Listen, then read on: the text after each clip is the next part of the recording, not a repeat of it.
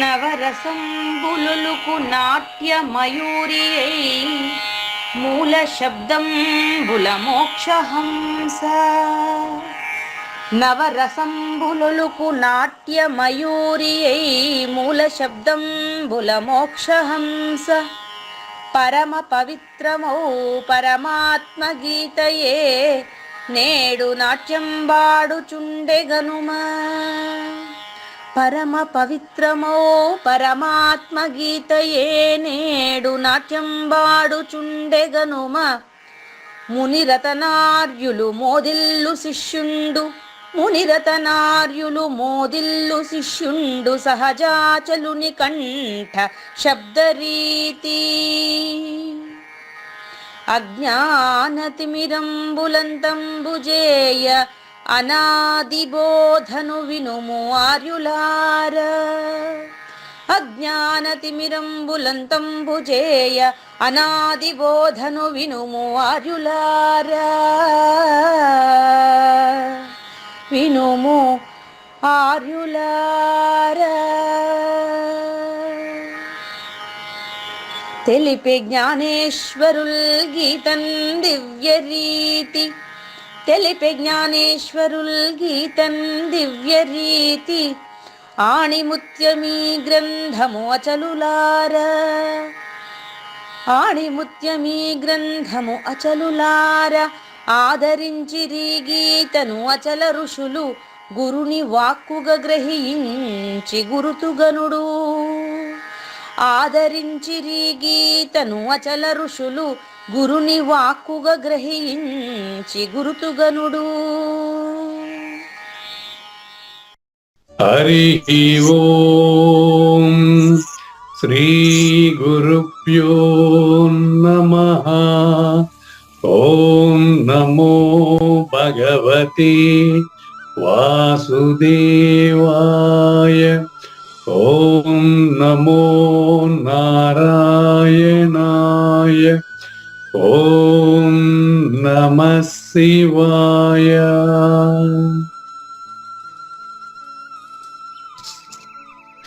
ఈ గీతా జ్ఞానయజ్ఞ కార్యక్రమం మొదలై నిన్నటికి 924 రోజులైంది. ఈ రోజు 925వ రోజు. ఈ గీతా జ్ఞానయజ్ఞ కార్యక్రమం సంకల్పించి నిర్వహిస్తున్న శ్రీ విద్యాసాగర్ గురువు గారికి, శ్రీ వెంకటేశ్వర గురువు గారికి శ్రోతలందరి తరపున ధన్యవాదాలు, వందనాలు.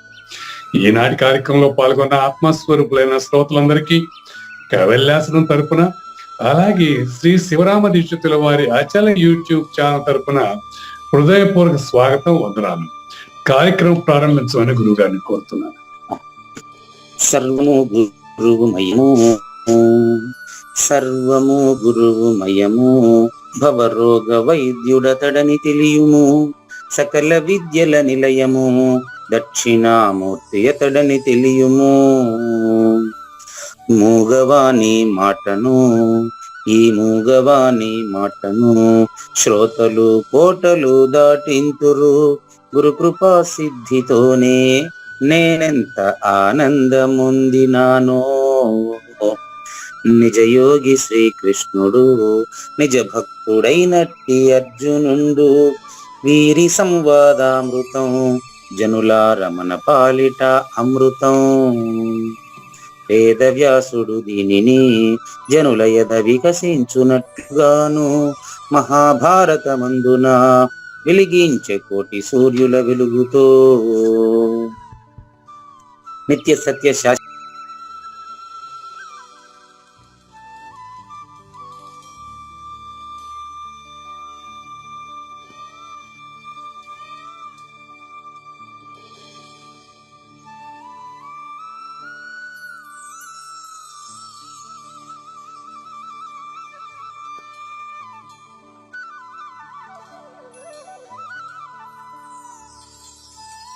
కృష్ణ ప్రభువుల కందపద్యంతో శ్రోతలందరికీ సాదర స్వాగత సుమాంజలి.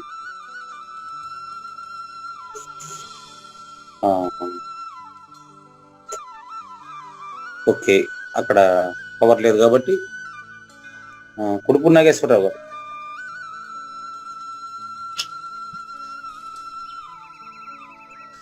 నేను పద్యాన్ని చదవమంటారా?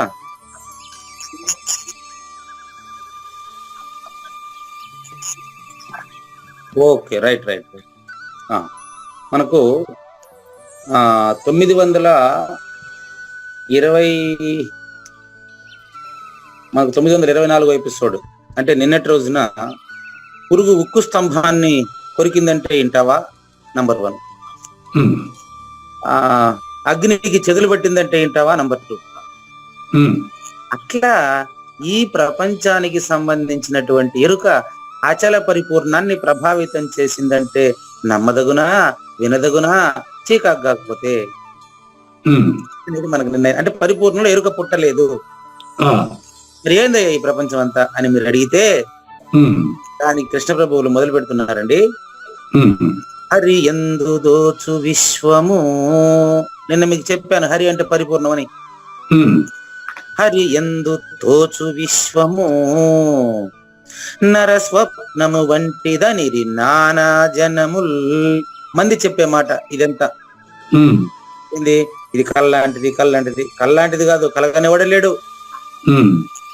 హరి ఎందు దోచు విశ్వము నరస్వప్నము వంటిదనిరి నానా జనముల్ సురస్వప్నము వంటి జయనే స్థిరమతి శివరామనామ దీక్షితులు ధరన్. నిన్న ధరను అంటే ఈ ప్రపంచంలో, ఈ ప్రపంచానికి సంబంధించినటువంటి మూలము పరిపూర్ణములో లేదు అని 32వ కంద పద్యంలో ఉదాహరణలతో సహా 3 ఉదాహరణలు చెప్పారు కృష్ణ ప్రభు. మనం దాన్ని ఈరోజు మనకు స్థితి కుదరడం కోసం చెప్తున్నారండి. హరి అంటే పరిపూర్ణం అండి. పరిపూర్ణంలో ఎరుక తోచుటకు ఏదైనా పర్పస్ ఉండి తీరాలి కదా అన్నారు మీరు. కాదు, పరిపూర్ణానికి ఏం పర్పస్, ఎవరికి ఉపయోగం అని కూడా అడిగారు. ఆ ఎవరికి ఉపయోగం అని అడుగుతున్నటువంటి కావూరి నాగేశ్వర ప్రసాద్ గారు ప్రపంచము కల వంటిది అని తెలుసుకున్నారు. ప్రపంచము కల వంటిది అని తెలుసుకుంటే సరిపోదంటానండి, తెలుసుకునేవాడు కళ అని తెలుసుకోవాలంట. అది ఈరోజు దృఢం. అది తెలుసుకునేవాడే కావాలని తెలుసుకోవాలి. ఓకే, అప్పుడు ప్రపంచాన్ని తొయ్యాలన్నా మనం దూరంగా లేదు. అది అనమాట. ఇక్కడ అది ప్రూఫ్ చెప్తారు చూడండి. హరి ఎందు అంటే పరిపూర్ణంలో అండి తోచు విశ్వము అన్నారు. ఇప్పుడు నాకు మీకు చెప్పడానికి ఒక ప్రూఫ్ ఉండదు. విశ్వము అనేది విశ్వరూప సందర్శన యోగంలో చూపించాం మీకు. ఏమని చూపించామో ఇప్పుడు చెప్తారా? గుర్తున్నదే? ఆ విషయంలో నేను లేను అని చెప్పి మనం గుర్తించాలని చెప్పారు. విశ్వరూప సందర్శన యోగము అంటే ఏం చూపించారు కృష్ణ పరమాత్మ అర్జునుడికి అని చెప్పానో గుర్తుందా? గుర్తులేదు గురుగారు. అయితే ఇప్పుడు రాసుకోవాల్సిందే మీరు, ఎందుకంటే బోధ కంప్లీట్ అయిపోయిన తర్వాత కూడా మనకు రాసుకోవాల్సిందే. చూడండి, అవునండి అని మీరే అంటారు చూడండి. ఇప్పుడు అక్కడ మీకే తెలుసని మీ చేతనే అనిపిస్తా చూడండి తండ్రి. రాసుకోండి. పరిపూర్ణంలో విశ్వము, నిదానంగా రాయండి పర్వాలేదు. పరిపూర్ణంలో విశ్వము లేనిదని, పరిపూర్ణంలో విశ్వము లేనిదని చూపించుట విశ్వరూప సందర్శనము. ఓకే, గుర్తుంది? ఇప్పుడు గుర్తొచ్చింది పని? గుర్తొచ్చింది గుర్తొచ్చింది. బాగా గమనించండి. గుర్తొచ్చింది ఎవరికి చెప్పండి? మర్చిపోయిన వాటికి. అవును, పరిపూర్ణానికి కాదు. అవును. కాబట్టి ప్రపంచము లేనిదనే విషయాన్ని మరచిపోయినటువంటి పూజారి వెంకటేశానిది బాధ్యత పూజారి వెంకటేశాన్ని మాత్రమే, పరిపూర్ణాన్ని కాదు కదా. తీరా చూసుకోండి. హరి ఎందు తోచు విశ్వము. ఇప్పుడు నాకు అది ప్రూఫ్ అయింది. ఇప్పుడు నాకు మీకు 11వ అధ్యాయంలో చెప్పిన మాట ఇప్పుడు ప్రమాణం. మళ్ళీ ఇప్పుడు మీరు రాసిన చదవండి. పరిపూర్ణంలో విశ్వం లేనిదని చూపించుట విశ్వరూప సందర్శనం. అంటే విశ్వరూప సందర్శనం అంటే విశ్వం లేదని చెప్పడమే. అదేనండి. మరి ఎట్లయ్యా విశ్వం అనే పేరు ఎందుకు వచ్చింది? విశ్వము అంటే విశ్వసించబడునది. విశ్వం అనే పదానికి అర్థం విశ్వసించబడునది. విశ్వము ఎవరి చేత? మాయతో కూడినటువంటి దేహములో ఉండే దేహి చేత దేహి చేత మీకు ప్రూఫ్ చాలా సార్లు మన ఇద్దరి మధ్యలో ఉండే ఆకాశానికి ఏ రంగు లేదు, కిటికీలో కనిపించే ఆకాశానికి నీలి రంగు ఉంది, పెయింట్ ఎవరు వేశారు, ఎవరైలే, కనిపించడం ఒకటే ఆడ లేదు. ఇప్పుడు దీన్ని ఏమంటారు, అరే రే నరస్వప్నము వంటిదా అని మీరు అడుగుతారు అనుకోండి. నరస్వప్నము వంటిది నానా జనములు, థర్డ్ పర్సన్స్. మీకు చెప్పాను, థర్డ్ పర్సన్ అంటే అర్థం ఏంటి, ఇండివిజువల్. ఇప్పుడు మనకు బోధ సులభం అయిపోయింది కదా, మనం అప్పుడు చెప్పిన మాటలన్నీ ఇక్కడ ప్రమాణం అయిపోతున్నాయి.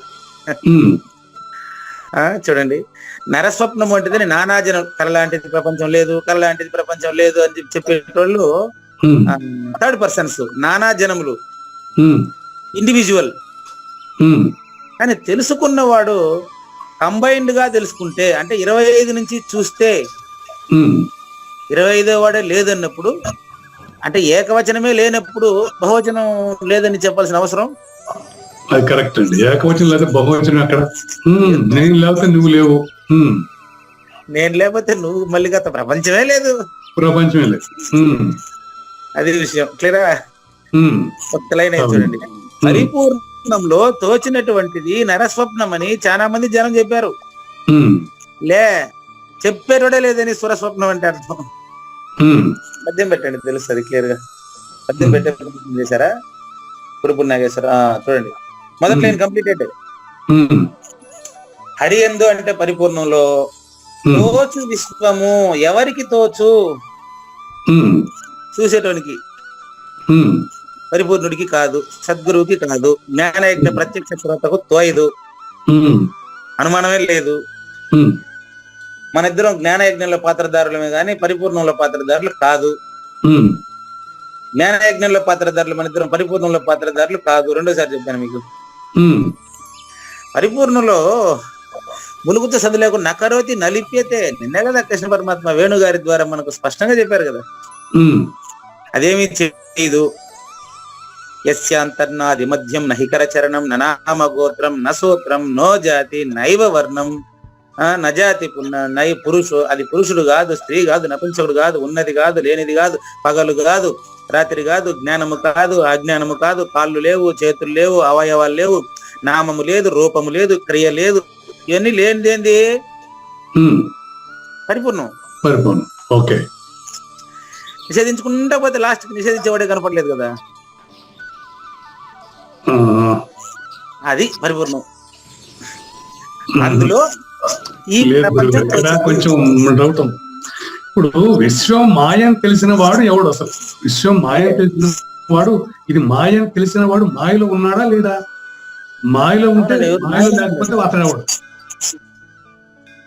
అదేనండి, ఇప్పుడు కళ అని తెలిసిన వాడు మేలుకున్నవారు కావూరు నాగేశ్వర ప్రసాద్.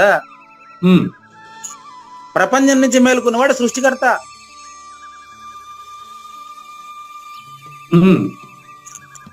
కావూరు నాగేశ్వర ప్రసాద్ నుంచి కన్నా మేల్కుంటే నువ్వు 24 నుంచి మేల్కుంటే 25వ వాడు అవుతున్నారు. ఒక మేల్కొన్నవాడు ఉన్నాడా లేడా అనేది లేదండి. ఉన్నాడలే, మీరు చెప్పాలి. నన్ను అడిగితే నిద్రపోయిన వాడు నిద్రలో ఉన్నాడా లేదా ఎవరిని అడుగుతారు మీరు? మిమ్మల్ని అడగాలి. మాయలో లేనట్టే కదా వాడు, మాయలో లేనాడే ఒకడు ఉన్నాడనేది అర్థమవుతా ఉందిగా. మరి మాయలో లేనివాడు ఒకడు ఉన్నాడు అనేది అర్థమవుతా ఉంది అక్కడ. అదేనండి, అర్థమయ్యేది నాగేశ్వర ప్రసాద్కి, మీకు కాదంటున్నాను కదా నేను.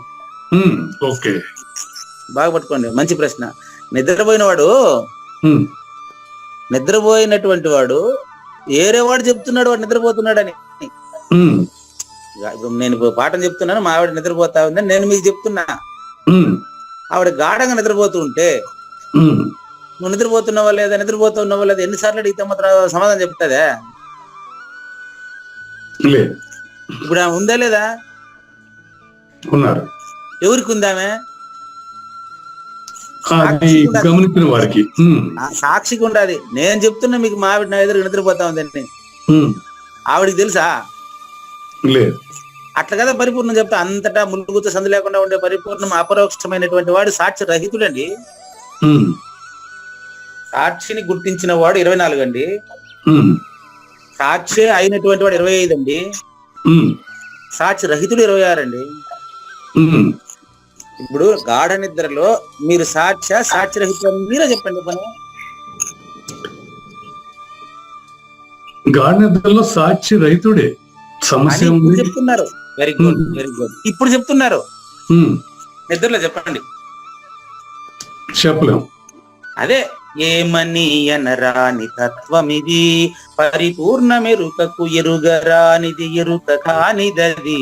ఎరుకతో దాన్ని తెలుసుకోవాలనే ప్రయత్నం చేయడమే దోషం. ఎరుక లేదని తెలియడమే పరిపూర్ణం. దానికి ప్రూఫ్ ఏంటంటే నరస్వప్నము వంటిది అని జనాలు చెప్పారు. అది పెద్ద కళ, ఇది చిన్న కళ అండి అంటారు. నో, కలగంటున్నవాడే ప్రపంచాన్ని విశ్వసిస్తున్నవాడు. కలగంటున్నవాడు లేనప్పుడు కళ కూడా లేనిదవుతుంది. కలగంటున్నవాడే లేనిదప్పుడు కళ ఎవరికే? కళ లేదు, పరిపూర్ణం లేదు. చెప్పేదానికి మీరు ఎవరున్నారు? పరిపూర్ణం లేదని చెప్పేదానికి మీరు నిద్ర లేదా? నిద్రలో మీరు లేరా? మళ్ళీ అదే ప్రశ్న మీకు. అంటే ఎరుకలో ఉన్నప్పుడే పరిపూర్ణం ఉంది, ఎరుకలో లేనప్పుడు పరిపూర్ణం లేదు అనేది స్పష్టం. అది పరిపూర్ణంలో పోయి చెప్పాలి మీరు. ఆ మాట మీరు పరిపూర్ణంలో పోయి చెప్పాలి. పరిపూర్ణ లక్షణాలు ఏంటి? చాలా మంచి ప్రశ్న అండి మీరు చెప్పింది. మంచి సందేశం అండి. మీరు పరిపూర్ణం లేదని చెప్పడానికి ఎరుకతో చెప్పారా, పరిపూర్ణంతో చెప్పారా?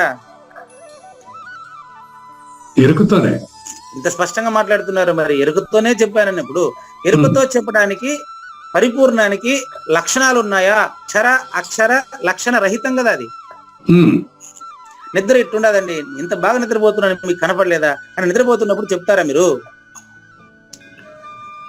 బాగుంది. అంటే మీరు చెప్పేది స్పష్టంగా ఉందండి. ఎలాగంటే ఎరుక ఉన్నా లేకపోయినా భగవంతుడు ఉన్నాడు అనేది స్పష్టంగా చెప్తున్నాను. ఓకే, అంతేగాని ఎరుక ఉన్నా లేకపోయినా ఇంత సందేహం ఎందుకు మీకు? చూడండి, గాఢంగా నిద్రపోయినటువంటి మీరు, గాఢ నిద్రలో ఉన్నటువంటి మీరు ఇప్పుడు ఉండేది కూడా ఆ మీరే కదా. ఎందుకు అనవసరంగా లేని ప్రపంచానికి అటాచ్ అవుతారు? మీరు ఎన్ని రోజులైనా చర్చించండి. అంటే ఒకసారి పాలు పెరుగైపోయిన తర్వాత మళ్ళీ తిరిగి పాలు కాదు అట్లా అనమాట. కాబట్టి గుర్తుపెట్టుకోండి, సురస్వప్నము అంటే సృష్టికర్తదే స్వప్నము. దట్ ఈజ్ సురస్వప్నం. ప్రపంచం కళ అనేట ఆయన నాగేశ్వర ప్రసాద్.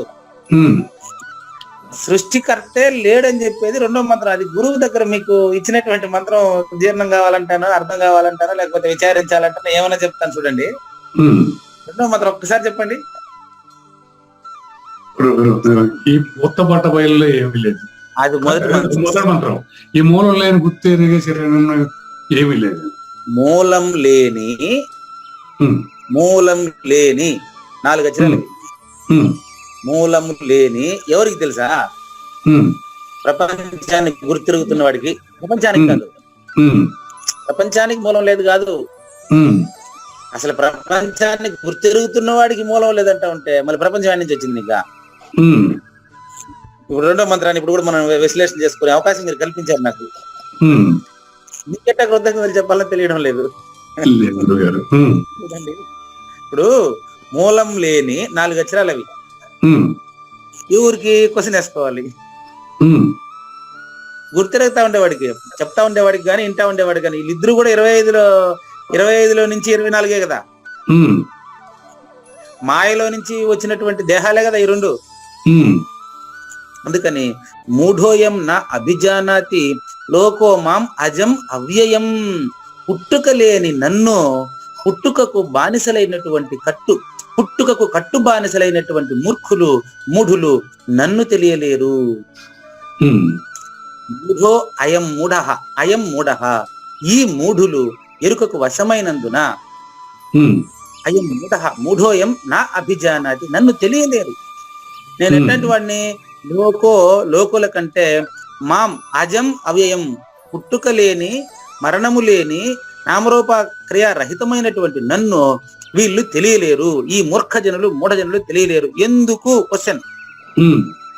కళను నమ్మి ఉన్నారు.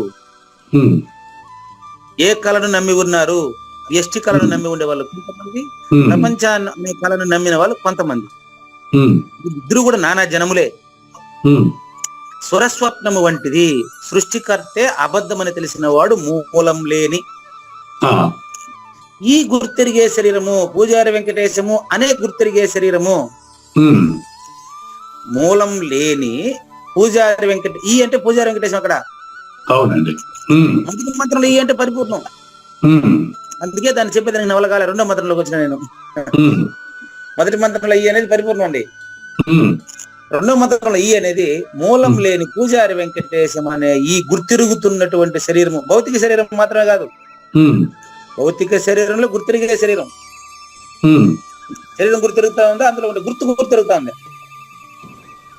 శరీరంలో గుర్తు గుర్తిరుగుతాయండి. ఆ గుర్తు ఎరిగే శరీరంతో సహా లేనిది. రెండో మంత్ర ఎక్స్ప్లెనేషన్ చూడండి. మూలము లేని ఈ అంటే పూజారి వెంకటేశం అనే ఈ, అందరూ ఎవరి పేర్లు వాళ్ళు కలుపుకుంటే సరిపోతుంది కదా మీకు. అంతేనా? వింటున్నటువంటి ప్రతి శ్రోత కూడా మూలము లేని ఈ అనే ప్లేస్ లో మీ పేరు పెట్టుకోండి. ఎవరైనా సరే ఈ గుర్తిరిగే శరీరము, మూలం లేని ఈ గుర్తిరిగే శరీరము ఏమీ లేదు అంటే కొంచెం కూడా లేదు. కించిన్ నాస్తి ఏతన్మిథ్యా శుద్ధ వియత్ కించిన్ నాస్తి, కొంచెం కూడా లేదు. 81వ కంద పద్యంలో వస్తుంది మళ్ళీ, దేహమున కొంత నిజమని మోహంబున నిలుపుకొనుటే మోసం. నువ్వు వ్యష్టిగా లేదు, సమిష్టిగా లేదు, సృష్టిగా లేదు, సృష్టికర్తగా లేదు.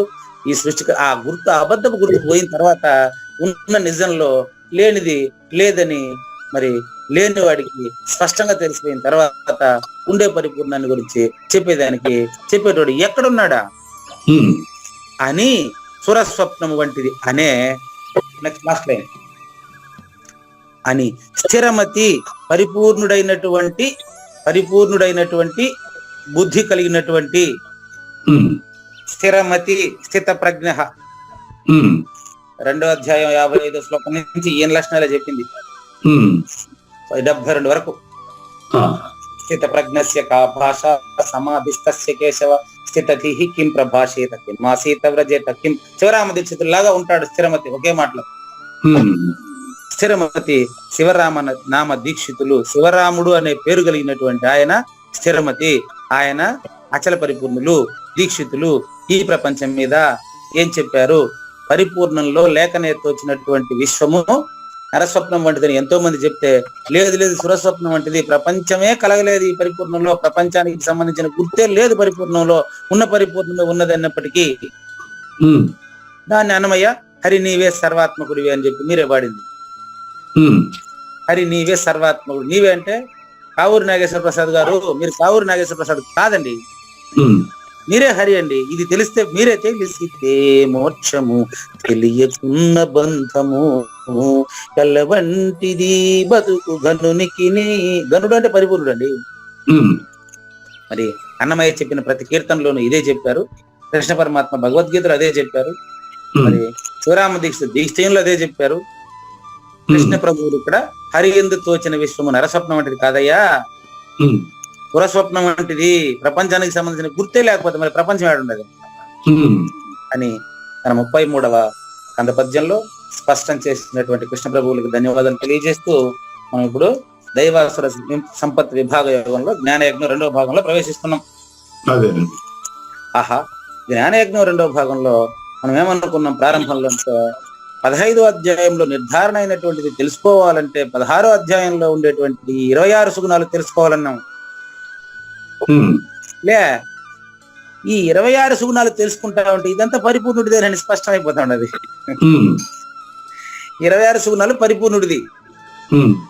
మనం అటువంటి అస్పర్శ జీవన విధానాన్ని ఎప్పుడెప్పుడు జీవించబోతామా, మిగతా 6 సుగుణాలు ఎప్పుడు పూర్తి కాబోతున్నాయా అని నా ఆత్రం అన్నమాట. ట్రై చేస్తాం. చూడండి, నిన్న హ్రీ 19వ సుగుణం దగ్గర ఉన్నామంటే, హ్రీ హాకు గుర్జీర్మిస్తే హ్రీ, అది హ్రీం కాదు హ్రీ అని చెప్పాను మీకు. హ్రీ అంటే సిగ్గు, లజ్జ అంటే ఏదో ఇప్పుడు చెప్తాను వినండి అని చెప్పారు నిన్న. మనకు 5 విభాగాలకు విభజించి 5వ భాగం చెప్తున్నాడండి. ఒక సుందరుడైనటువంటి అందమైన పురుషునికి కుష్టు వ్యాధి ఎంత భయంకరంగా ఉంటుందో, తెలపరిపూర్ణుడికి ఎరుక అంత భయంకరమైంది. అది లేనే లేదని స్పష్టంగా వాడు దీన్ని ఎరుకను పూర్తిగా విడిచిపెట్టి ఉంటాడు. కాబట్టి ప్రతిష్టావంతుడైన పురుషునిపై వ్యర్థముగా కళంకమును ఆరోపించినప్పుడు లజ్జ చేత అతనికి ప్రాణ సంకటంగా ఉంటుంది.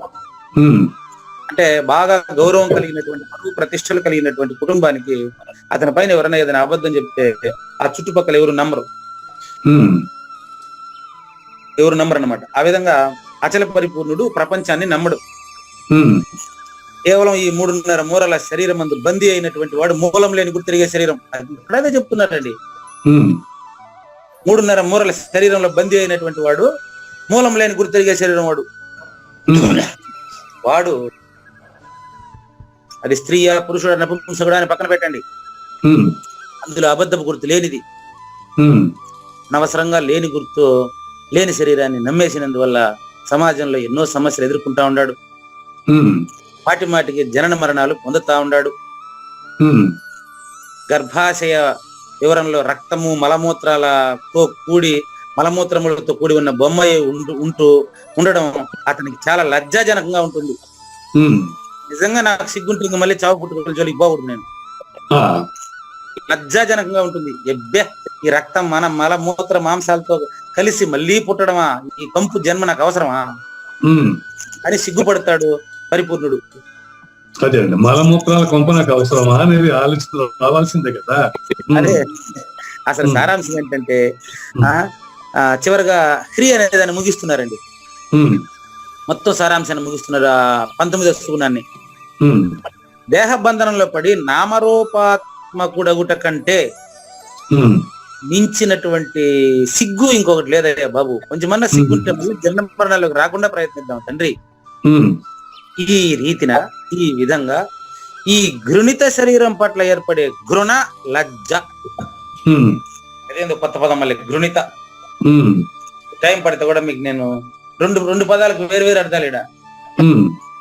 ఇప్పుడు ఘృణిత శరీరము అంటే అజ్ఞానంతో కూడిన శరీరం. ఇక్కడ ఘృణ అంటే అజ్ఞానాన్ని అజ్ఞానం అని తెలుసుకున్న విజ్ఞానం అండి.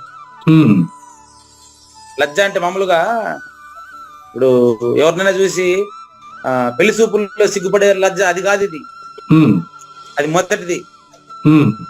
ఈ రీతిన ఈ ఘృణిత శరీరం పట్ల, ఘృణితము అంటే అంటారు వాసనామయ శరీరం. ఘృణితం అంటే ఘృతం అంటే నెయ్యి అండి. ఘృతం అంటే నెయ్యి. నెయ్యి ఎప్పుడు వస్తుంది? నెయ్యి ఇప్పుడు పాలు మజ్జిగ పెరిగే చిలిగితే అట్లా వచ్చేస్తుంది. పెరిగే మజ్జిగ అయితే చిలిగితే వస్తుంది. చిలిగితే మళ్ళీ వెన్నను కాస్తే నెయ్యి వస్తుంది. అవును. ఘృణితం అంటే కూడా రేతస్సు అని మరొక అర్థం ఉందండి. పంచభూతాలతో కూడినటువంటి శరీరం తల్లి గడుపులో పుట్టినప్పుడు దీనికి పునరుత్పత్తి శక్తి ఉంటుందని తెలియదు ఈ శరీరానికి, స్త్రీకి గాని పురుషుడికి గాని తెలియదు. దీనికి పంచభూత ప్రకృతిని నమ్మేసి అది స్త్రీ పురుషుడి పట్ల, పురుషుడు స్త్రీ పట్ల ఆకర్షణ చెంది పునరుత్పత్తికి ఎలిజిబిలిటీ అయిన తర్వాతనే దీని ద్వారా మరొక శరీరం ఉత్పత్తి అవుతుంది. మొదటి ఘృణితకు అర్థం. ఈ విధంగా ఎరుకలో మాయలో పరంపరగా వస్తున్న ఘృణిత శరీరం పట్ల ఏర్పడేటువంటి ఘృణ, అంటే ఇక్కడ ఘృణ వేరు. ఎన్నో పూర్వజన్మ సంస్కారాల చేత ఎరుకను లేనిదని స్పష్టంగా వదిలేసేటటువంటి సమయంలో జనన మరణముల పట్ల కలిగేటువంటి పూర్వజన్మ పుణ్యోదయము చేత, సద్గురు సూచన చేత జనన మరణముల పట్ల కలిగేటువంటి ఆ యొక్క విసుగుని లజ్జ, సిగ్గుని లజ్జ అంటున్నారు. చూసారా ఆ ఘృణిత ఈ ఘృణిత తేడా చూసారా? మొదట చెప్పినటువంటి ఈ ఘృణిత శరీరం అనేది 24 అజ్ఞానం. అదే పదం ఈ ఘృణ అంటే ఇంక నాకు ఈ జనన మరణాలు వద్దు, అసలు లేనివని తెలిసిన తర్వాత మళ్ళీ దీంట్లో ఎందుకు నేను తగులుకుంటాను అనేటువంటి లజ్జ. కానీ ఈ లజ్జ ఎవరికి తోస్తుందో చూడండి. ఈ లజ్జ కేవలము నిర్మలులైనటువంటి వారికి, సద్గురు శిష్యులకు మాత్రమే తోస్తుంది. సిగ్గులేని వాళ్ళకి ఇది బాగానే ఉంటది. ఇది ముగించాడండి ఆయన. ఇదంతా నేను జ్ఞానేశ్వరి చెప్పిన పలుకుతున్నానండి. వారికి నెట్ అందుబాటులో లేకపోవడం వల్ల, కరెంట్ లేకపోవడం వల్ల వారు మీకు ప్రజెంట్ చేయలేదు అంతేను. గమనించండి, మళ్ళీ ఆయన కలుపుకుంటారు. ఇప్పుడు లాస్ట్ 2వ శ్లోకంలో లాస్ట్ సుగుణం అండి 20. అచాపలము అచాపలం. మీకు 19 సుగుణాలు పూర్తయినాయండి. 19 సుగుణాలు కంప్లీట్ అయినాయి. అందులో 2వ శ్లోకంలో మొదలైనటువంటిది 10 నుంచి అండి.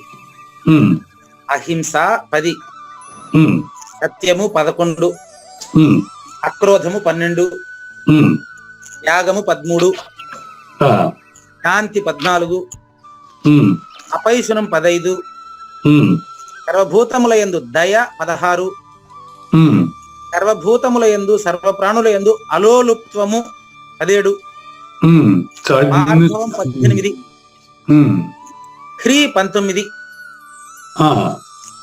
ఇప్పుడు లాస్ట్ దీంట్లో ఆ శ్లోకం చివర ఉండేది అచాపలం, అశరీరుడు.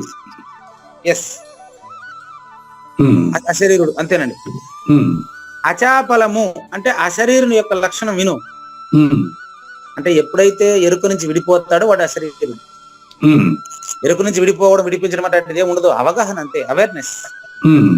ఇట్లా చూడండి, ఎగ్జాంపుల్ మాత్రం 2గానే చెప్పాలా, గ్రహించేది మాత్రం మీరు సింగిల్ గా గ్రహించాలా.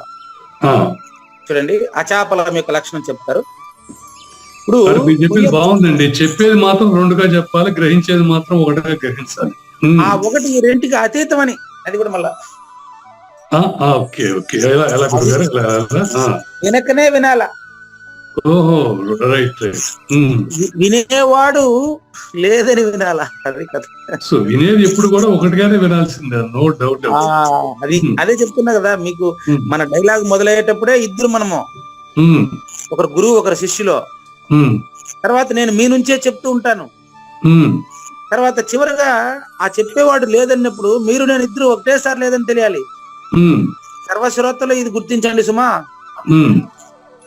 చూడండి, అచాపలం యొక్క లక్షణం చూడండి. 2 ఎగ్జాంపుల్స్ చెప్తారు ఇక్కడ. కొయ్య బొమ్మ, దాన్ని ఆడించే తాడు.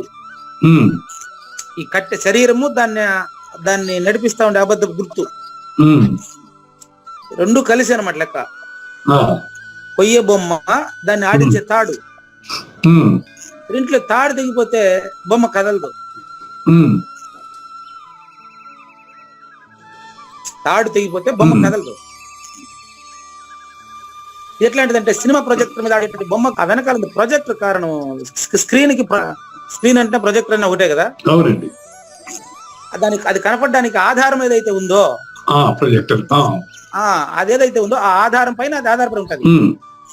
ఆధారం తెగిపోతే మళ్ళీ ఇది లేనిది అయిపోలా. అవునండి, సృష్టికర్త అబద్ధం అని తెలిస్తేనే కదా ఇప్పుడు మరి పరిపూర్ణుడు.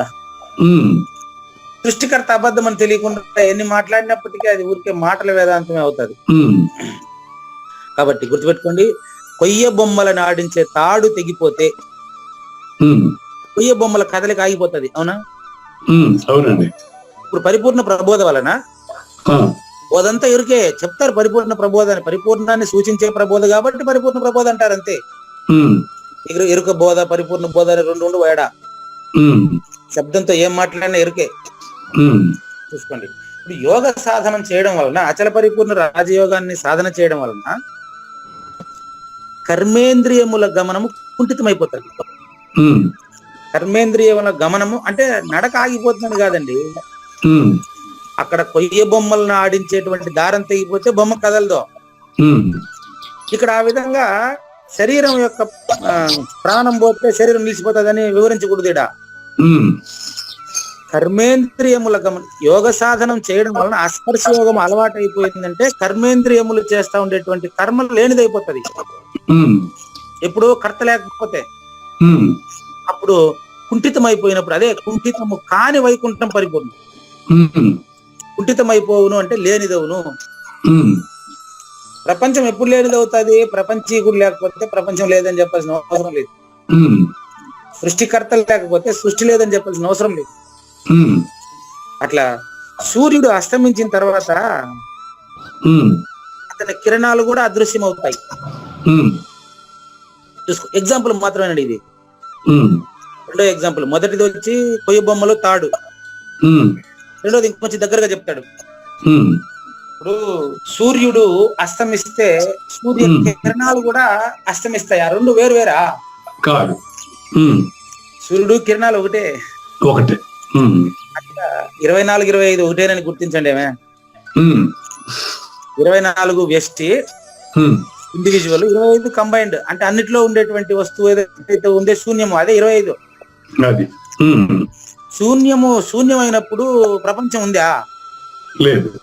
అట్లా అప్పుడుండే పరిపూర్ణమే కదా ఎప్పుడు ఉండేది. అవునండి. అది ఆ సూచన మీకు. నెక్స్ట్ నెంబర్ 3, లాస్ట్ ఎగ్జాంపుల్ 20వ సుగుణంలో. దాన్నే మీలో చెప్తున్నాడు. 2 ఉదాహరణలు చెప్పి 3వ ఉదాహరణ కావూరు నాగేశ్వర ప్రసాద్లోకి వచ్చేసాడు. కావూరు నాగేశ్వర ప్రసాద్ గారు మనసు అమనస్కం అయితే అంటే మనసు లేనిదని మనసుతో తెలుసుకున్నప్పుడు ఇంద్రియాలతో ప్రవర్తిస్తున్నటువంటి మనసు నామ మాత్రం అయిపోతుంది. అది ఎట్లా ఉంటుందంటే ఒక ఉదాహరణ చెప్తాను, మీరు ఏమనుకోనంటే తల తెగిన తర్వాత కూడా మొండెము కొంచెం దూరం నడుస్తుంది. తల తెగిన తర్వాత కూడా మొండెము కొంచెం దూరం నడుస్తుంది. అంత మాత్రం చేత అది నిజం కాదు, అది పోయింది అంతే. అదే విధంగా బాండు అంటే తెలుసా? ప్రోనోట్ అంటే తెలుసా? తెలుసండి, బాండ్ తెలుసు. అవునండి. ప్రోనోట్ రూపాయి స్టాంప్ వేసి దానిపైన సంతకం పెట్టి ఉంటావు. అవునండి, బాండ్ పేపర్ అంటాం కదా. స్టాంప్ మాత్రం చింపేస్తే, స్టాంప్ వేసి స్టాంప్ పైన పేపర్ పైన 2 పక్కన వచ్చేట్టుగా సైన్ చేస్తారు మీరు. అప్పుడు మీరు అప్పు తీరిపోయిన తర్వాత అప్పు తీరిపోయిందని చెప్పి ఆ స్టాంప్ మాత్రం చింపేస్తే ఆ పేపర్ ఉంటే కూడా లీగల్ గా వ్యాలిడ్ కాదు. మంచి పదం తెచ్చారండి మీరు. లీగల్ గా వ్యాలిడ్ కదా, దాన్ని ఏం చేసుకోలేం కదా. అవును. అశరీరుడు కూడా అంతే, ఎరుగుపోయిన తర్వాత వాడు లీగల్ గా అంటే జనన మరణానికి పనికిరాడు. పెట్టుకోండి, అదే పదం పెట్టి అంతేనండి. లీగల్ గా భలే పదం తెచ్చారు. మళ్ళీ జనన మరణానికి పనికిరాడు వాడు. అది అవునండి. ఆ బాండు ఆ రూపాయి స్టాంప్ తీసేస్తే ఆ పేపర్ విలువ లేదు కదా. అవునండి, బాండ్ పేపర్ విలువ లేదు కదా. అశరీర గురుమూర్తికి కూడా, అశరీర గురుమూర్తి తనీకి ఆడో లేడు, మీరే. మీలో ఎరుక లేనిదైనప్పుడు మీరు జనన మరణాలకి పనికిరారు. ఇంకా అప్పుడు మీరే అస్ఖలిత బ్రహ్మచారి అవుతారండి, అయి ఉండాలండి. మీరే కృష్ణ పరమాత్మ అండి. వింటున్న ప్రతి శ్రోత ఇది అన్వయింపు చేసుకోండి, సరిపోద్ది. ఒక కావూరు నాగేశ్వర ప్రసాద్ ఒకరే కాదండి. కాబట్టి చూడు, యోగ సాధన చేయడం వల్ల ఏమైతుందంటే దశేంద్రియములు దుర్బలమైపోతాయి. దుర్బలమైపోతాయంటే లేనిదని మీకు తెలిసిపోతుందని అర్థం అండి. చపలం అంటే మనసు కదలిక, అచపలం అంటే స్థిరమతి శివరామనామ దీక్షితులాగా మీరు కూడా శివరామ దీక్షితులకి సమానం అని తెలుసుకుంటారండి. ఈ స్థితిని అచాపల్యం అంటారు. ఇప్పుడు మనం 3వ శ్లోకానికి వెళ్తున్నామండి. ఇంకా 20 నిమిషాల సమయం ఉంది. 3వ శ్లోకాన్ని ఒకసారి చూసి దాంట్లో ఒక తేజస్సు అనేది ఒకటి మాత్రం ఈరోజు తెలుసుకుందాం కానివ్వండి. 20 సుగుణాలు పూర్తయిందండి, మరో 6 ఇందులో ఉన్నాయండి. కానివ్వండి. శ్రీ భగవాన్ ఉవాచ క్షమాధృతి శౌచం అద్రోహో నాతి మానిత భవంతి సంపదం దైవీం అభిజాతస్య భారత. దైవీ సంపదలో పుట్టినటువంటి వారికి తన పూర్వజన్మ పుణ్యోదయమై అశరీర గురుమూర్తి చెంత చేరిన వారికి, సద్గురువుని నిజంగా విశ్వసించి నమ్మి సద్గురు సేవ చేసిన వారికి సద్గురువే శిష్యునికి సేవ చేయడం ఇట్ట. 6 సుగుణాలు చెప్పారండి. ఇందులో 20 అయిపోయినా, ఇందులో 6 అండి. చూడండి. తేజస్సు 21, 22 క్షమ, 23 ధృతి, 24 శౌచము, 25 అద్రోహము, 26 నా అతిమానిత.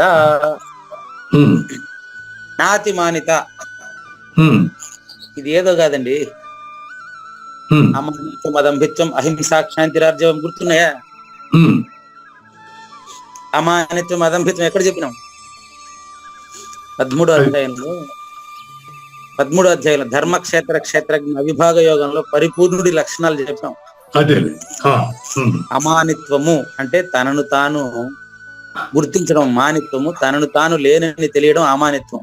అవునండి. అక్కడ తెచ్చి ముగించాడు అంటే రివర్స్ చెప్పాడు మనకంతే, ఇంకేం లేదు. అక్కడ అమానిత్వము, అదంభిత్వము, అహింస, క్షాంతిరాజ్. అహింస నిన్న రెండో శ్లోకంలో వచ్చింది. ఇక్కడ అంటే అక్కడ చెప్పిన వాటిని 20 సుగుణాలుగా చెప్పి ఇక్కడ దాన్నే 26గా చెప్పారంతే. అక్కడికి ఇక్కడికి కాస్త మనకు అవగాహన పెంచుకోవాలనే ఉద్దేశంతో మళ్ళీ వాటిని ఇక్కడ ఇంకొక రకంగా ఇంకా బాగా వివరించారంతే, గుర్తుపెట్టుకోండి. కాబట్టి ఇక్కడ నా అతిమానిత అంటే తాను పూజ్యుడుని అనే అభిమానం లేకుండా ఉండడం, అది నేను గురువు అనేటువంటి అభిమానం ఉండకుండా ఉండడం, నాకే అన్ని తెలుసు అనేటువంటిది లేకుండా ఉండడం, అది నా అతిమానిత అంటే. సరే, మొదటి నుంచి చూద్దామండి. ఇక్కడ ఇందులో 21 తేజస్సు అని చెప్పానండి. తేజస్సు అని చెప్పేదానికి మీకు నిర్వచనం చెప్తాను. తేజస్సు అంటే మామూలుగా అగ్నిభూతం చెప్తారు, అగ్గి అని చెప్తారు కదా. కానీ ఇక్కడ తేజస్సు అంటే అచల పరిపూర్ణుడిలో ఉండే తేజస్సు అండి. దక్షిణామూర్తి నుంచి గురు పరంపరగా వచ్చినటువంటి ఆ యొక్క సద్గురుమూర్తి యొక్క బట్టబయలైనటువంటి రహస్యాన్ని తెలుసుకున్నటువంటి ఆయన దాని ప్రభావం చేత పంచ విషయాలకు అతీతుడుగా ఉండడమే తేజస్సు అండి. ఇప్పుడు చెప్పిందంతా ఒకసారి మళ్ళీ గుర్తుపెట్టు. తేజస్సు అంటే గురు పరంపరలోని సాజన్మ సాకార సద్గురుమూర్తి వలన ఉన్న పరిపూర్ణాన్ని తెలిసి పంచ విషయాలకి అంటకుండా ఉండుట తేజస్సు.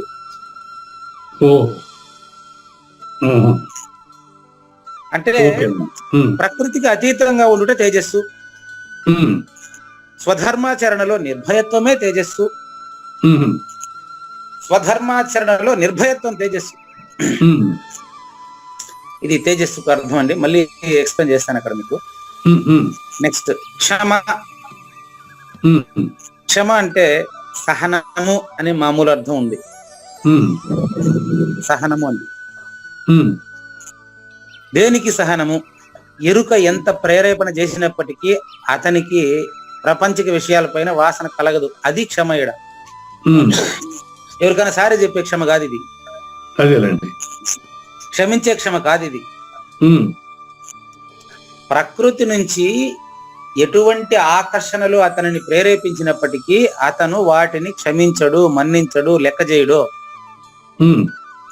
అది ఇక్కడ క్షమ అంటే. నంబర్ 22. 23 ధృతి. తత్సంబంధిత ధృతి అంటే ధైర్యం అండి. ఏం ధైర్యం ఇది అంటే ధైర్యం పలాయించకుండా ధైర్యం. అంటే ఎక్కడో ఒకచోట పడిపోతాడు, ప్రతి ఒక్కడు ఎక్కడో ఒకచోట పడిపోతాడు. అంటే వాడు ఏడపడతాడంటే నేనేం లంచం తీసుకోను అంటాడు. లంచం తీసుకునేవాడు ఏం లేదయ్యా, ఒక 10 కోట్లు వస్తా ఉంది, నీకు ఫలానా సెటిల్ అంతా భలే ఉంటది, నువ్వు విదేశాల్లో సెటిల్ అయిపోతావు, ఏదేదో చెప్పినారు అనుకోండి. ఆ ఏడో ఒకసారి పడిపోతాడు. ప్రపంచానికి సంబంధించిన వాడు అంటే దేనికి ఒకసారి కమిట్ అయిపోతాడు. ధృతి అంటే చెదరని స్థిరమైన మనస్తత్వము ధృతి అంటే. అది ధైర్యం. అది ఏం ధైర్యం అంటే ఇంకా ఏమనగానే అసలు దానికి ఇంకా వేరెవరు అన్నమాట. మీరు అన్న కరెక్ట్. చెదరని మనసు యొక్క తత్వం. ఎగ్జాంపుల్ చెప్తాను మీకు. ఇదంతా ప్రవర్తనలోనే కనపడాలండి. ఎగ్జాంపుల్ చెప్తాను. ఒకసారి ఎగ్జాంపుల్ మాత్రం ఎగ్జాంపుల్ గానే తీసుకుంటుంది. ఒకసారి నేను అదే ఎగ్జామ్ డ్యూటీకి వెళ్ళినప్పుడు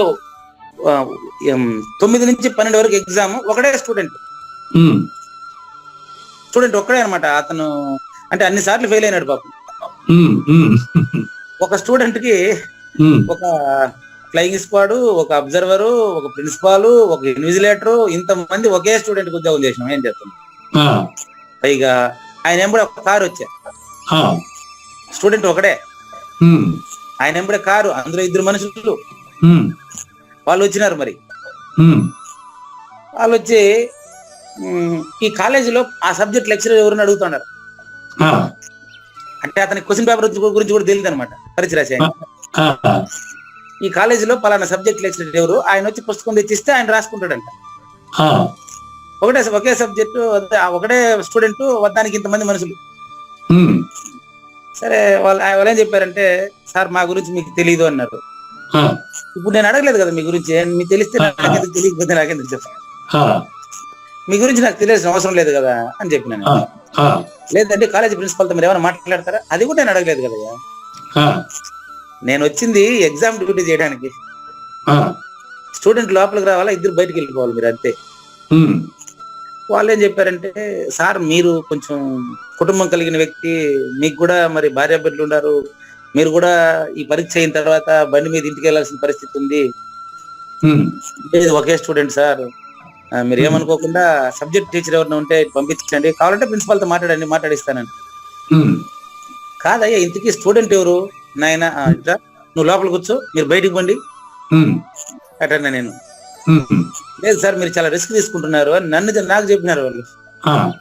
అది రిస్క్ తీసుకున్నప్పుడు చూద్దాం కానీ ఇప్పుడు ఎగ్జామ్ అయిన తర్వాత మళ్ళీ మాట్లాడతాం, 3 గంటల తర్వాత రాపండి మీరు అని చెప్పినా నేను.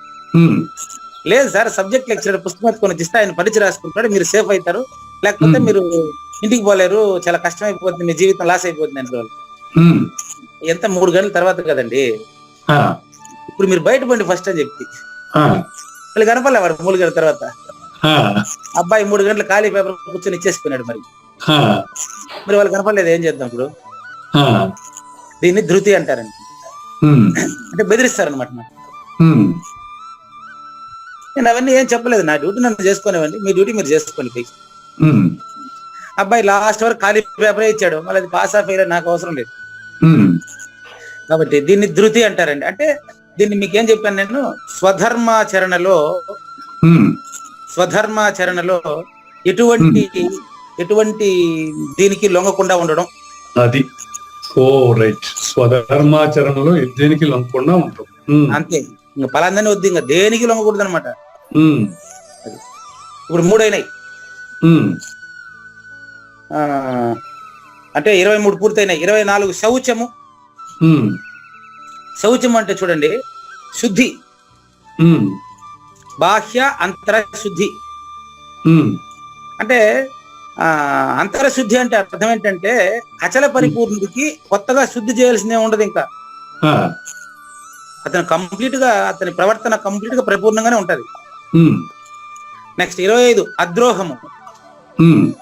ఎవరిపైన శత్రుభావన లేకుండా, వైర భావం లేకుండా. ఓకే, ఎందుకు తెలుసా ఎవరి పైన శత్రుభావన లేదు? ఇప్పుడు నేను ఇందాక నేను నా దగ్గర వచ్చినారే వాళ్ళు చెప్పాను చూడు ఉదాహరణలో, వాళ్ళందరిలో కూడా నేను పరిపూర్ణాన్ని చూస్తా ఉండా, అది కథ. కాబట్టి వాళ్ళ నిజానికి వాళ్ళ ఉద్దేశం నన్ను ఇబ్బంది పెట్టడం కాదండి. పిల్లవాడిని ఎట్టయినా కాపీ కొట్టించాలనే ఉద్దేశంతో వాళ్ళు చాలా మంచి వాళ్ళు. పిల్లవాడిని కాపీ కొట్టించాలనే ఉద్దేశం నన్ను అలా బెదిరించారు అంతే.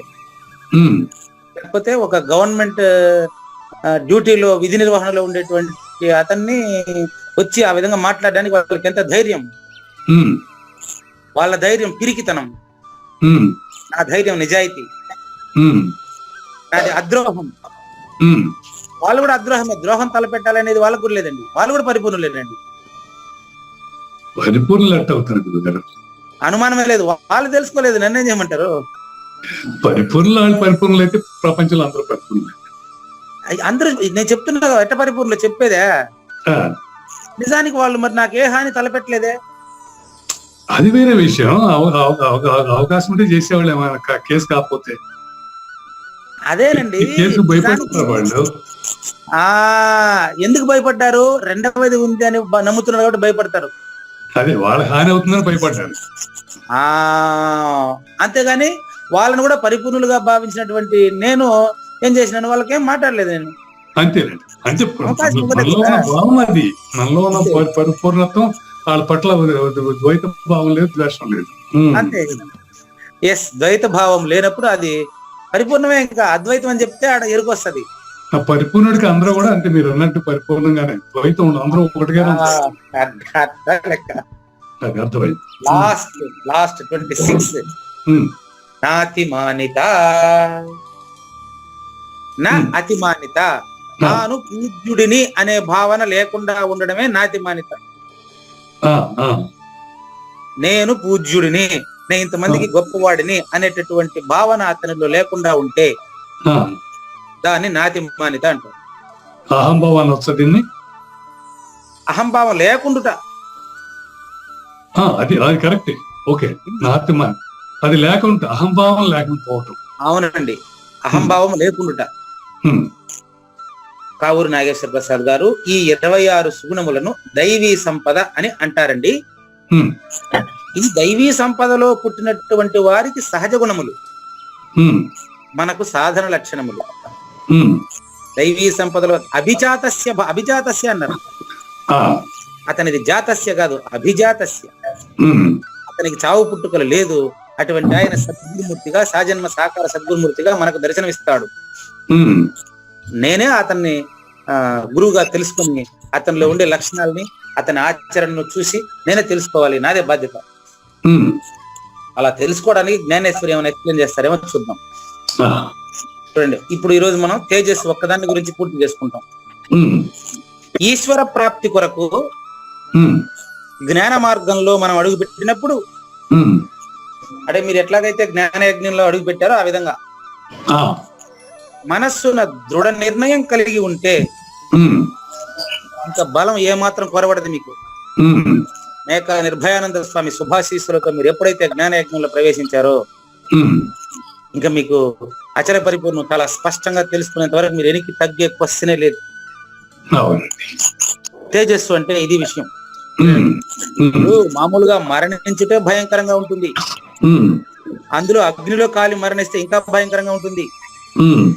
కానీ ఎంత చెప్పినప్పటికీ, ఇంకా ఎంతైనప్పటికీ పతివ్రత స్త్రీకి మాత్రం ఆ చితిలో కాలి మరణించడం కూడా లక్ష్య పెట్టదు. ఇదే రీతిన ఆత్మ ప్రాప్తి అనే అగ్ని చేత, అంటే ఆత్మ ప్రాప్తి అంటే గుర్తుపెట్టుకోండి, తానే పరిపూర్ణుడు నేనే పరిపూర్ణుడు చెప్పడండి. చెప్పడు. ఆత్మ ప్రాప్తి అంటే తను పరిపూర్ణుడు తెలిస్తే మిమ్మల్ని కూడా పరిపూర్ణుడుగానే చూస్తాడండి వాడు. ఆత్మ ప్రాప్తి అనేటటువంటి, అంటే తాను పరిపూర్ణుడు అనేటువంటిది గురుముఖంగా అతనికి అపరోక్షం అయిపోయింది అనుకో, ఇంకా అయిపోయా. అప్పుడు అతను విషయములనే విషమును జీవుడు కాల్చివేసి తొలగించి వేయును. మళ్ళీ చూడండి, విషము అనే విషయములు, విషయం అనే విషము ఏదైనా ఒకటే. శబ్ద స్పర్శ రూప రసగంధం అనే 5 విషయములు విషము వంటివి. అష్టావక్ర గీతలో మొట్టమొదటి శ్లోకం ఈ విషయం చెప్తాడు. అష్టావక్రుడు జనక మహారాజుకు చెప్పినటువంటి శ్లోకంలో మొట్టమొదటి సందేశం ఇదే. మహారాజా, విషయములను విషము వలె త్యజించవలెను. విషయములను విషము వలె. కాబట్టి ఇతను సద్గురు బోధతో ఆత్మ ప్రాప్తి చేత, అంటే తాను పరిపూర్ణుడును అనేటువంటి విషయం తెలిసిన వెంటనే, ములుగుతో సందు లేకుండా ఉండేటువంటి పరిపూర్ణము అపరోక్షమైన వెంటనే అతనిలో ఉండేటువంటి జనన మరణములకు సంబంధించిన అబద్ధపు సంస్కారము కాల్చివేయబడును. అది తేజస్సు అంటే. ఒక మాటలో చెప్తాను దీన్ని. తేజస్సు అంటే జ్ఞానాగ్ని. ఉత్తర గీతలో బ్రహ్మాగ్ని అంటాడు. జ్ఞానాగ్ని దగ్ధ కర్మని తమహు పండితం బుధ అన్నాడు మనకు 5వ అధ్యాయంలో. కాబట్టి తేజస్సు అంటే జ్ఞానాగ్ని అని మనకు అర్థమవుతాం. చూడండి, ఈ జ్ఞానాగ్ని చేత జనన మరణములకు సంబంధించినటువంటి మాయను మాయం చేసి పరిపూర్ణుడుగా మిగులును. ఆ తర్వాత శూన్యము వైపుకు పోడు. ఇంకా పరిపూర్ణంలో ఎరుక శూన్యము అని అతనికి తెలిసిపోయింది. పరిపూర్ణంలో ఎరుక శూన్యమని తెలిసిన వాడు పరిపూర్ణుడే. శూన్యమైన జనన మరణాలు ఇంకా అతనిని ఆకర్షించలేవు. శూన్యము వైపుకు పోయేటువంటి యోగ సాధన అనేటువంటి వికట మార్గమున పడడు. ఇంకా వికట మార్గం అది. ఆ వికట మార్గం నుంచి త్వరగా ముందుకొచ్చి తాను పరిపూర్ణుడని అపరోక్షము చెందుతాడు అతను. ఎవరు? తేజస్ సంపన్నుడు, విజయుడు, విజేత. సద్గురు యొక్క అనుగ్రహం కలిగిన వెంటనే అతను ఏ విధమైన నిషేధము అతని మార్గమున బాధాకరము కాదు. దేన్ని లెక్క పెట్టడు. తన కర్తవ్యాన్ని కార్యంగానే చేస్తాడు, కర్మగా చేయడు. కర్మగా చేయడానికి కార్యంగా చేయడానికి తేడా చెప్పేదే.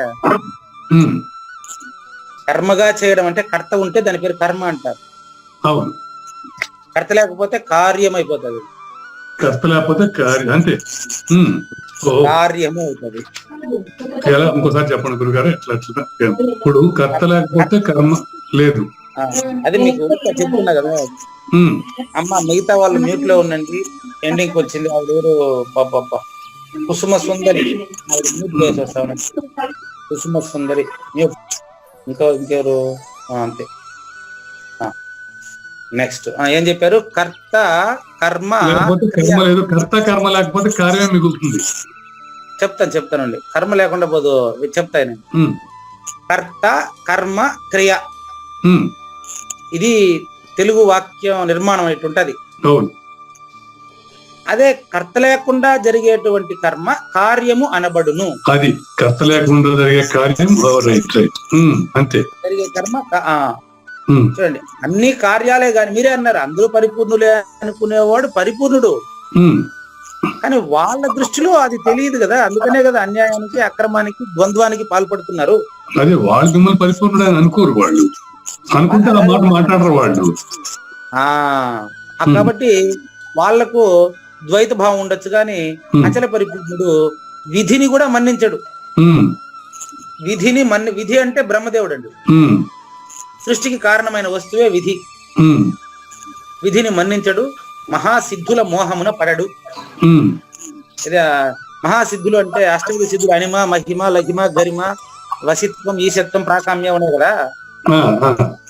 అవి వాటి వెంట పడడు. ఆ సిద్ధులన్నీ పంచభూతాల లోపలనే. పంచభూతాలకు అతీతమైన పరిపూర్ణుడికి సిద్ధులేంటికి? అతని తేజస్సే నిజమైన తేజస్సు. ఈ రీతిన స్వయముగానే తన ఆంతరిక ప్రేరణ చేత సద్గురుమూర్తి చెప్పినప్పటికీ తనలో కలగలది. ఆంతరిక ప్రేరణ చేత ఈశ్వరుని వైపు పురోగమించటను ఆధ్యాత్మిక తేజస్సు అంటారండి. ఆధ్యాత్మిక తేజస్సు. ఇప్పుడు 21వ తేజస్సు పూర్తి ఉందండి. 22 నుంచి తర్వాత ఎపిసోడ్ లో చూద్దాం. అలాగేనండి. ఏనిది లేదు ఉన్నది లేకపోవుట లేదండి, ఈ గొప్ప మర్మమంతా మీ వలన తేటగా తెలిసెనండి.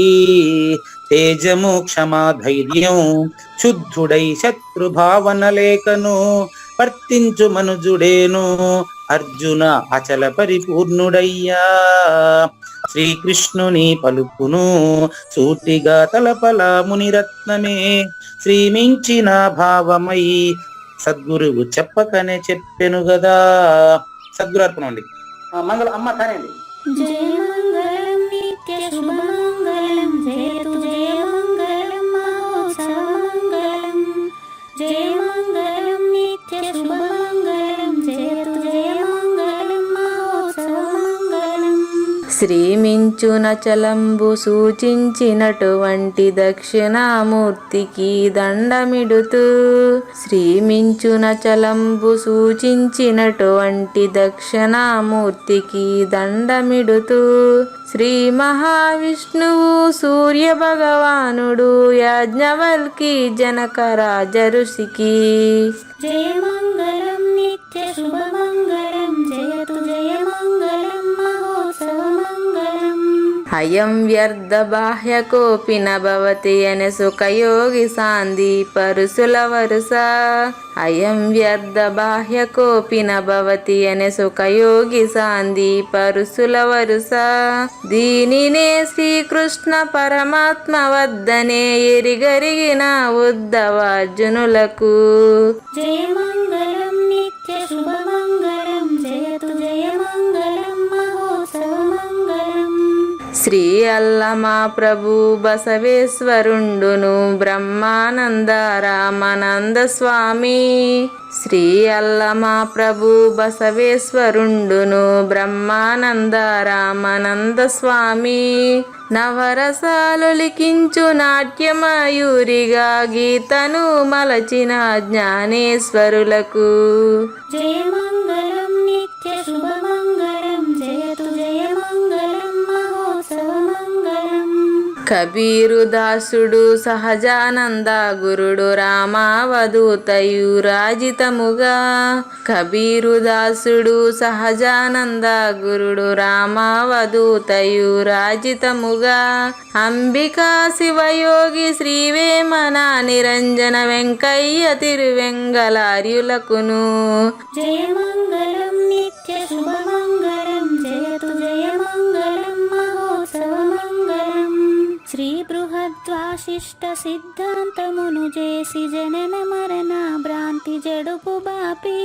శ్రీ బృహద్వాశిష్ట సిద్ధాంతమును చేసి జనన మరణ భ్రాంతి జడుపు బాపి. అచల సాంప్రదాయమవనిలో నెలకొలిపి అందించినట్టి శివరాములకును. జయమంగళం నిత్య శుభమంగళం జయతు జయమంగళం మహోత్సవమంగళం.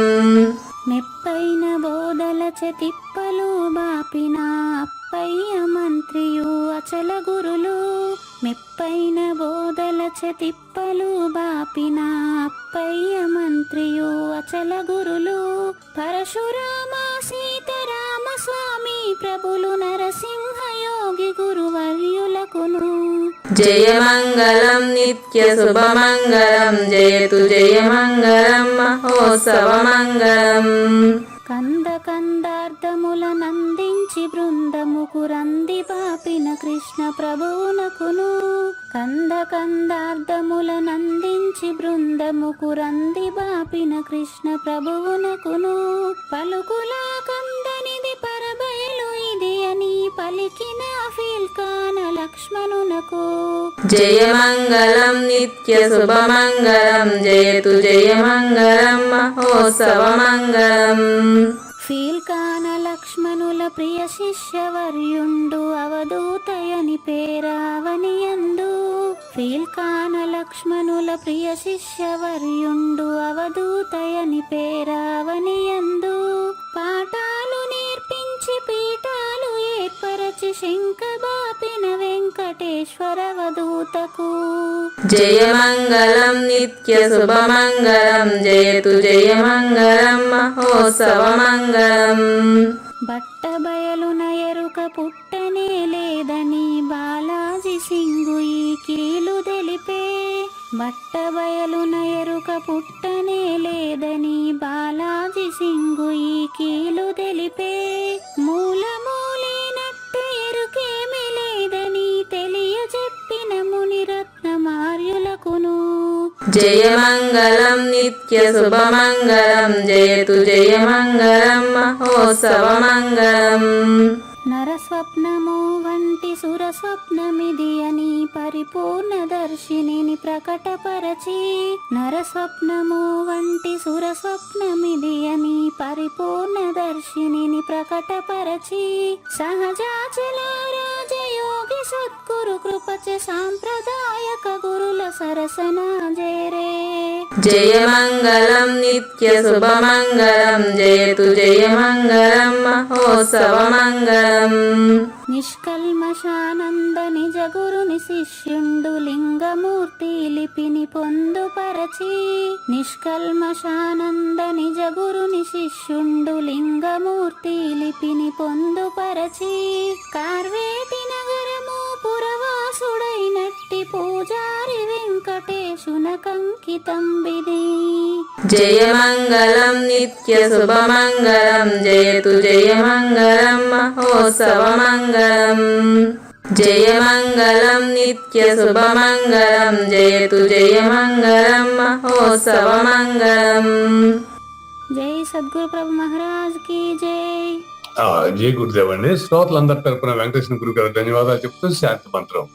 పూర్ణమదః పూర్ణమిదం పూర్ణాత్ పూర్ణముదచ్యతే పూర్ణస్య పూర్ణమాదాయ పూర్ణమేవావశిష్యతే. ఓం తత్సత్. ఓం శాంతి శాంతి శాంతి. హరి ఓం. న తద్భాసయతే సూర్యో న శశాంకో న పావకః యద్గత్వా న నివర్తంతే తద్ధామ పరమం మమ.